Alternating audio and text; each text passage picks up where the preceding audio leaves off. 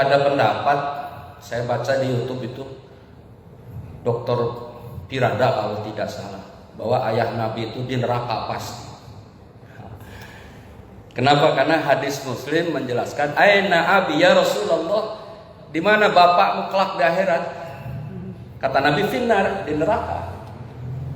Nah, dalam pandangan para ulama memang ada dua pendapat. Ada yang mengartikan secara harfiah, sehingga ayah Nabi, nenek moyang itu di neraka. Tapi ada juga yang memberikan makna yang lain, seperti dalam pemaknaan surah Yasin di tafsir-tafsir yang lain.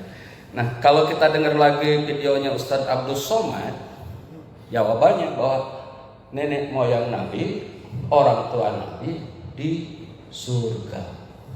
Kenapa? Karena tadi ada makna, engkau memberi peringatan kepada nenek moyangmu yang belum mendapat peringatan, kalau dimanakan nafi.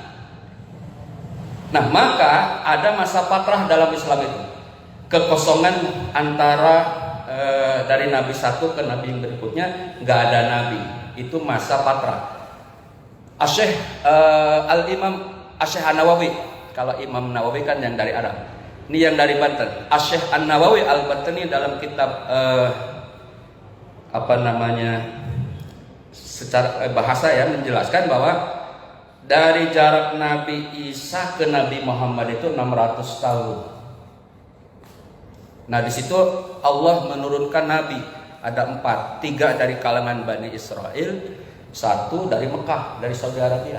Tapi ini bukan termasuk yang 25 nabi dan rasul yang harus kita imani. Karena dalam kitab Qatrul Ghais jumlah nabi itu 124.000. Jumlah rasul 313. Yang wajib diimani 25. Nah, yang dari Mekah itu namanya nabi. Tapi ini bukan tergolong kepada yang 25 nabi dan rasul. Nah, masa patrah ini adalah masa suci, di mana Allah tidak akan menyiksa umatnya, hambanya. Satu. Yang kedua, dalilnya bahwa keturunan Nabi itu dari Nabi Muhammad bin Abdullah bin Abdul Muttalib bin Kinanah bin Kinai bin Kusoy sampai ke atas itu, sampai Nabi Adam alaihissalam adalah silsilah yang disucikan.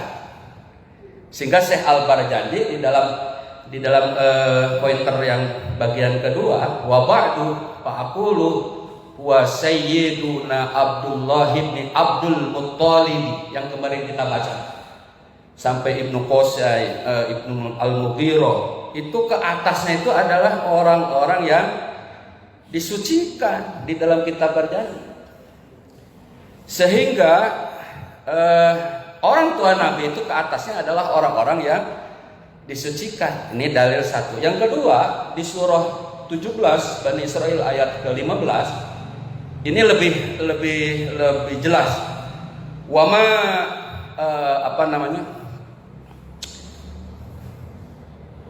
hatta nab'asa rasulah wa ma kunna mu'adzabina hatta nab'asa rasulah, di surah 17 ayat 15.